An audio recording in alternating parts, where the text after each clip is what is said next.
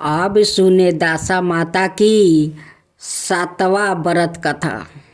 एक बर्छ नर और मादा 2 पंछी रहते थे। उनके कोई संतान नहीं थी। अनाए पंछी मादा पंछी को बोझ कहकर घृणा करते थे। मादा चिड़िया बच्चे ना होने के कारण बहुत दुखी रहती थी। एक दिन वो अपनी स्थिति पर विचार करती हुए अकेली नदी पर पानी पीने गई। वहाँ पर स्त्रियाँ दासा माता का डोर ले रही थी। उनका एक डोरा बच गया था। उन्हें कोई उच्च वर्ग की स्त्री नहीं दिखाई दी जिसे वो डोर दे देती। उन्होंने सोचा कि इस चिड़िया के गले में इस डोर को बांध देते हैं। यह यहाँ रोज आकर कथा सुन लिया करोगी। इसे पूजन की विधि बता देंगे तो यह भी पूजन के दिन पूजा करेगी। तद अनुसार उन्होंने चिड़िया के गले में दासा माता का डोर बांध दिया और उसे समझा दिया कि प्रतिदिन 9 दिन तक यहाँ आकर कहानी सुन लिया करो।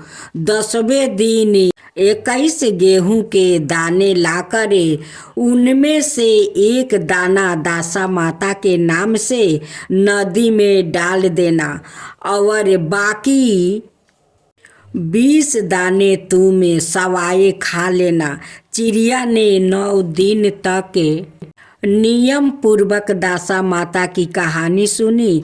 10वें दिन स्त्री द्वारा बताई विधि के अनुसार डोरा और एक गेहूं का दाना नदी में डालकर पारण किया।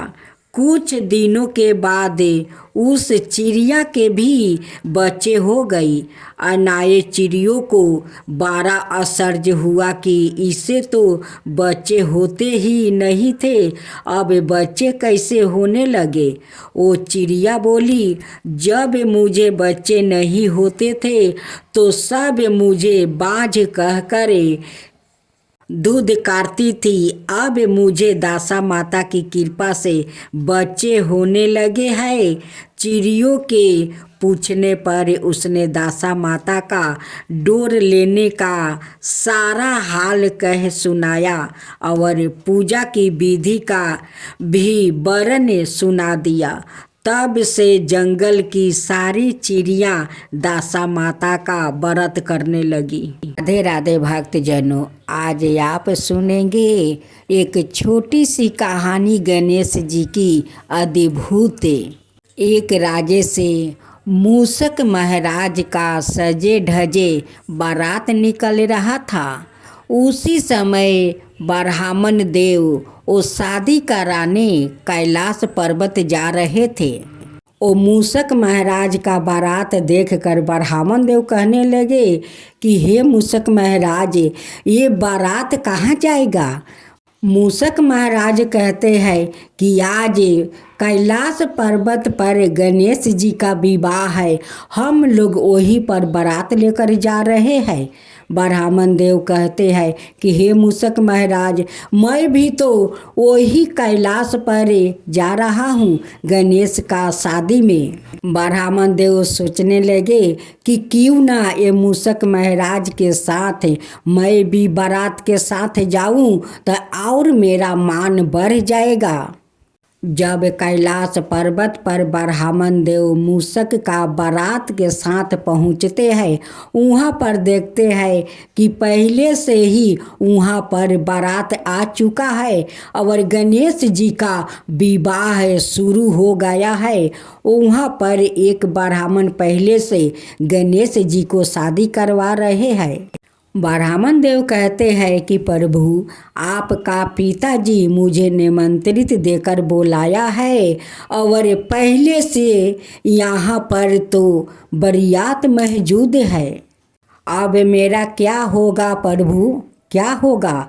गणेश भगवान कहते हैं कि क्या होगा ब्राह्मण देव, आप भी इस बरियात में शामिल हो जाइए, सब बरियात के साथ भोजन कीजिए और यहाँ पर बैठकर दोनों पंडित मिलकर और ब्याह का रस्म शुरू करवाइए। एक बारात बेटा का तरफ से होगा और दूसरा बारात बेटी का तरफ से होगा। तो ब्राह्मण देव आप दोनों मिलकर और रस्म शुरू कीजिए। एक दूल्हे और दो दुल्हन के साथ गणेश जी की शादी संपन्न हो गया। जब कार्तिक आया तो अपना छोटे भाई को आशीर्वाद दिया और उनकी पिता भोलेनाथ माता पार्वती दोनों आशीर्वाद दिया और गणेश जी का 2 पुत्र भी जन्म ले लिया, लव और शुभ। भोलेनाथ और माता पार्वती दादा दादी भी बन गए। जैनो आज आप सुनेंगे पूर्ण फल देने वाली गणेश भगवान का खूब सुंदर कहानी। शांति नगर गांव में 3 देवरानी और जेठानी रहती थी। देवरानी बहुत गरीब थी लेकिन दोनों जेठानी बहुत अमीर थी।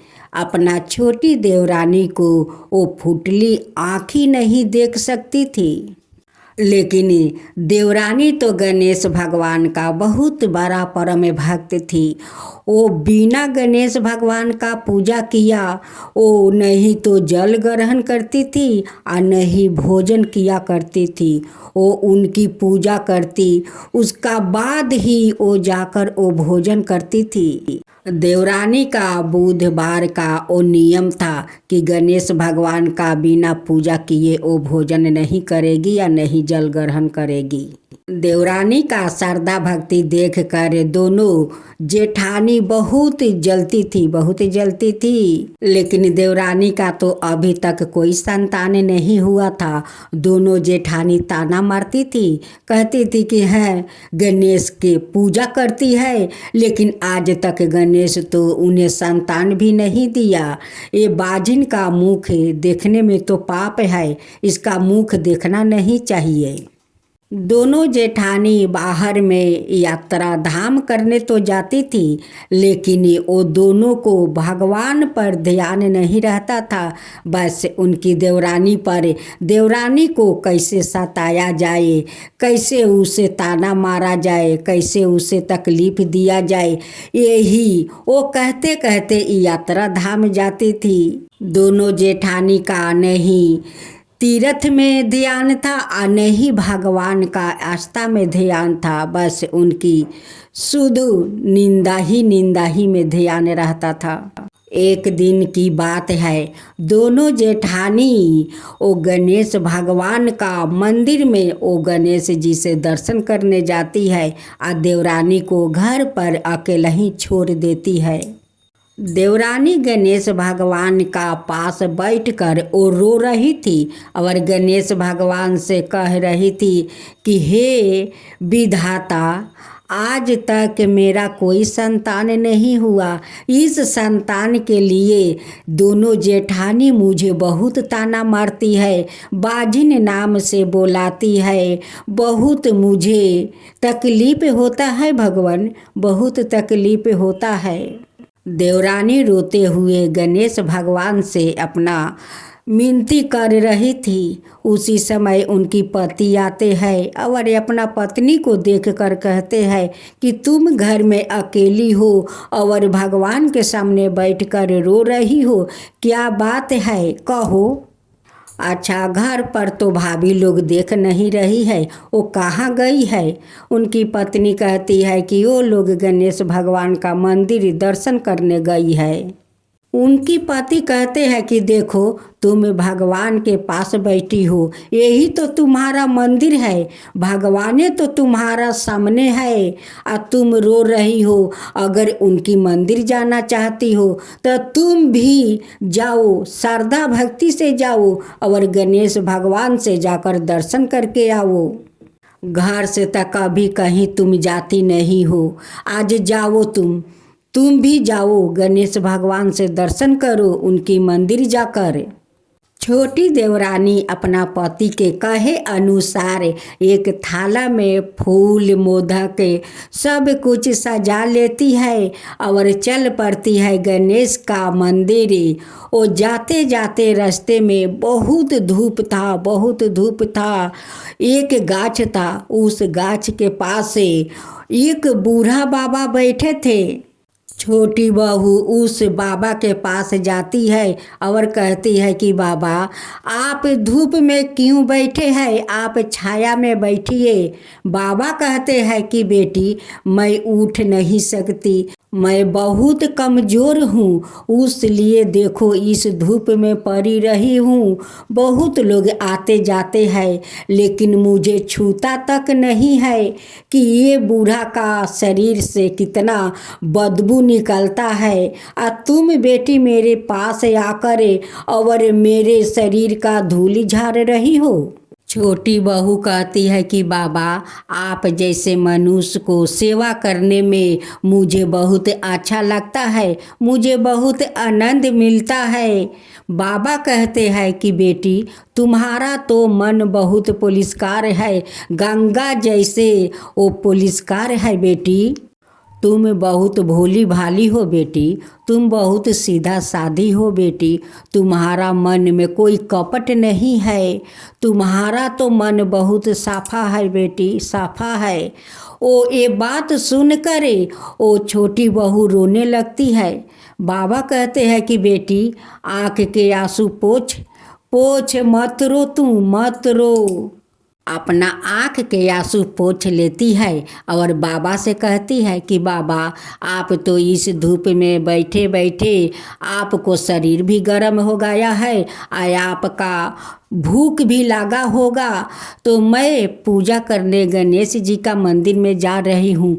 इस प्रसाद को आप ग्रहण कर लीजिए, इस जल को पी लीजिए। बाबा कहते हैं कि बेटी, मुझे ये प्रसाद खिला देती हो, पानी पिला देती हो, तो मंदिर क्या लेकर जाओगी। और छोटी बहू कहती है कि बाबा, आप मेरे लिए गणेश भगवान है, आपको ही इस प्रसाद को ग्रहण कराऊंगी, पानी पियाऊंगी तो समझ जाऊंगी कि मैं गणेश भगवान को पूजा कर लिया है। मैं अपना गणेश भगवान को ये मोदक का भोग लगा चुकी हूँ, पानी पिया चुकी हूँ। बाबा, मैं यही समझूंगी, आप इस प्रसाद को ग्रहण कीजिए बाबा, ग्रहण कीजिए। बाबा खुशी खुशी उस मोदक को खाते हैं, पानी पीते हैं। वही तो साक्षात गणेश भगवान थे जो उस मंदिर से आकर उस गाछ के पास वो धूल माटी में लेटे हुए थे। दोनों जेठानी गणेश भगवान का मंदिर में जाती है दर्शन करने। देखती है कि दो मूषक गणेश भगवान का पूजा कर रहे थे। दोनों जेठानी जाकर गणेश भगवान का मंदिर का चौखट पर माथा टेकती है। वो जैसे टिक कर उठती है, दोनों को मस्तक पर बहुत बड़ा ठोसा निकल जाता है। आप लोग जानते हैं कि दोनों जेठानी का सिर पर क्यों ठोसा फोड़ा निकला, क्योंकि दोनों जेठानी तो देवरानी और गणेश भगवान का वो निंदा करते करते उस मंदिर तर जाती है। तो भगवान तो सब सुनते हैं, भगवान तो अंधे नहीं है, वो सब देखते हैं, सब सुनते हैं कि क्या बोलता है नहीं बोलता है। भगवान के पास वो आवाज़ चल जाता है। भगवान से कुछ भी नहीं छुपता है भक्तजनों, कुछ भी नहीं छुपता है। वो सब जान लेते हैं, वो आदमी का मन का बात भी जान लेते हैं कि वो मन में क्या बोल रही है, वो सारे बात जान लेते हैं। भगवान तो अगम जानी है। इधर गणेश भगवान उस छोटी बहू पर चमत्कार कर देते हैं। एक चुटकी भभूत उठा कर देते हैं और कहते हैं कि बेटी, इस धूल को समझो तो अमृत और नहीं समझो तो मीठी। इस चाहो तो खा लो और चाहो तो फेंक दो।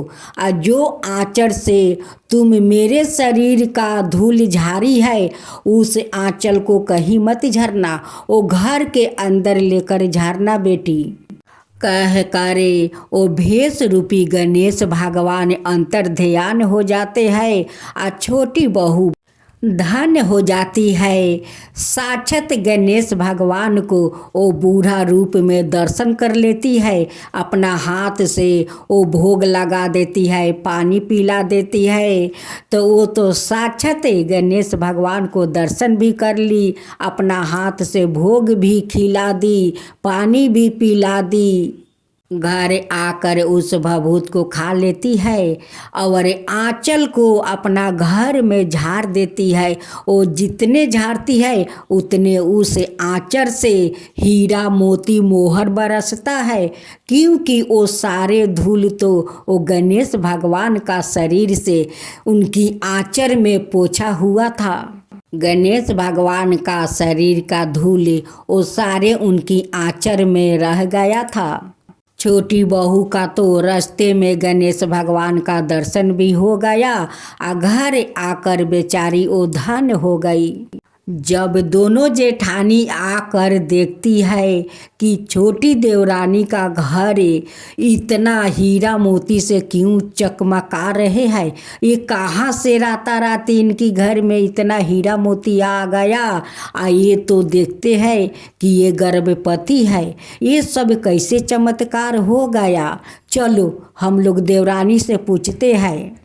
दोनों जेठानी देवरानी से पूछती है, कहती है कि देवरानी ये सब तेरा साथ कैसे चमत्कार हो गया। अब देवरानी कहती है कि आप लोग तो मुझे छोड़कर मंदिर चली गई, मेरे पति आया और मुझसे बोला कि तुम भी जाओ गणेश भगवान का मंदिर से दर्शन करके आओ।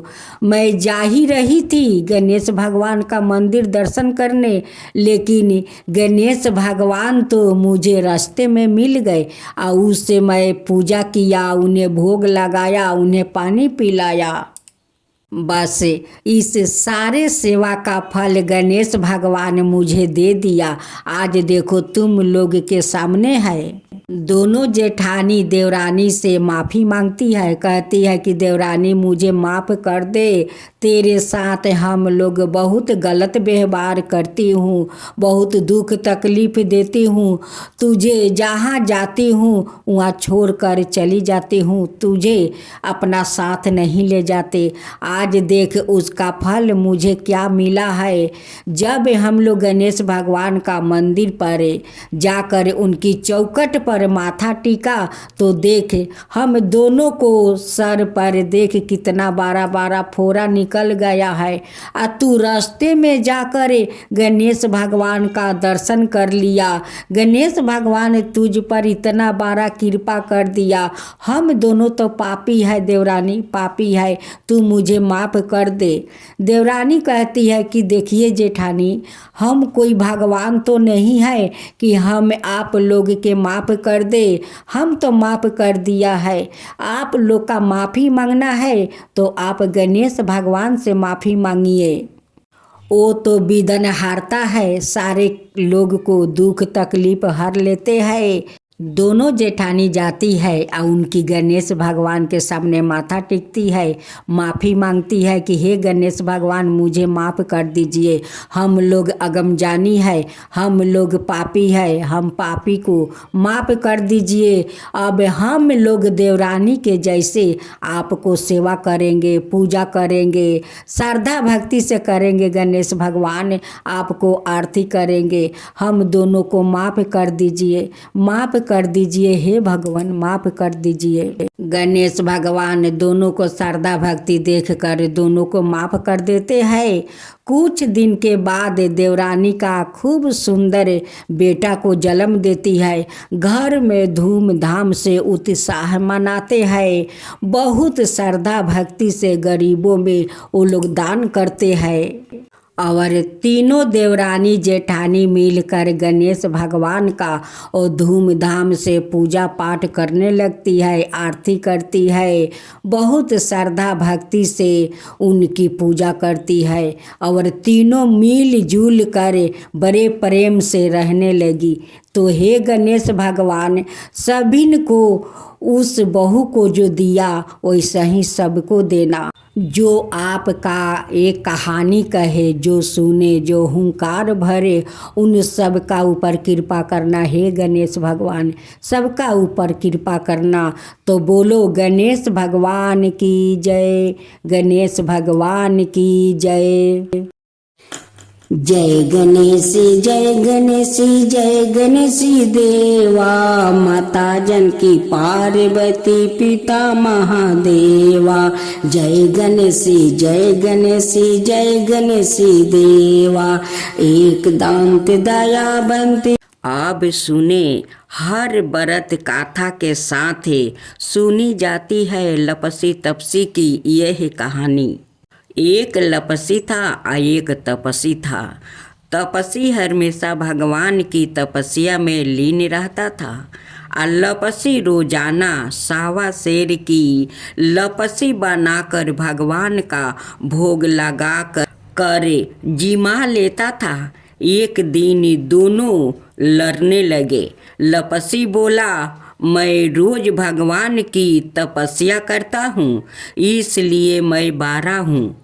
तपसी बोला, मैं रोज भगवान को सावा शेर लपसी का भोग लगाता हूँ, इसलिए मैं बारा हूँ। नारद जी वहाँ से गुजर रहे थे। दोनों को लड़ता देख कर उनसे पूछा कि तुम क्यों लड़ रहे हो। तपसी ने खुद के बारा होने का कारण बताया और लपसी ने अपना कारण बताया। नारद जी बोले, तुम्हारा फैसला मैं कर दूंगा। दूसरे दिन लपसी और तपसी नहा कर अपनी रोज की भांति करने आए तो नारद जी ने छुप कर 1.25 की एक एक औंठी उन दोनों के आगे रख दिया। लपसी की नज़र जब औंठी पर पड़ी तो उसने चुपचाप औंठी उठाकर अपने नीचे दबा लिया। लपसी की नज़र औंठी पर पड़ी, लेकिन उसने ध्यान नहीं दिया। भगवान को भोग लगाकर लपसी खाने लगा। नारद जी सामने आए तो दोनों ने पूछा कि कौन बारा है। तो नारद जी ने तपसी से खारा होने को कहा। वो खारा हुआ तो उसके नीचे दबी औंठी दिखाई पड़ी। नारद जी ने तपसी से कहा, तपस्या करने के बाद भी तुम्हारी चोरी करने की आदत नहीं गई, इसलिए लपसी बारा है और तुम्हें तुम्हारी तपस्या का कोई फल भी नहीं मिलेगा। तपसी शर्मिंदा होकर माफ़ी मांगने लगा। उसने नारद जी से पूछा, मुझे मेरी तपस्या का फल कैसे मिलेगा। नारद जी ने कहा, यदि कोई गाय और कुत्ते की रोटी नहीं बनाएगा तो फल तुझे मिलेगा। यदि कोई ब्राह्मण को भोजन करवा कर दक्षिणा नहीं देगा तो फल तुझे मिलेगा। यदि कोई साड़ी के साथ ब्लाउज नहीं देगा तो फल तुझे मिलेगा। यदि कोई दिए से दिए जलाएगा तो फल तुझे मिलेगा। यदि कोई सारी कहानी सुने लेकिन तुम्हारी कहानी नहीं सुने तो फल तुझे मिलेगा। उसी दिन से हर व्रत गाथा कहानी के साथ लपसी तपसी की कहानी भी सुनी और कही जाती है।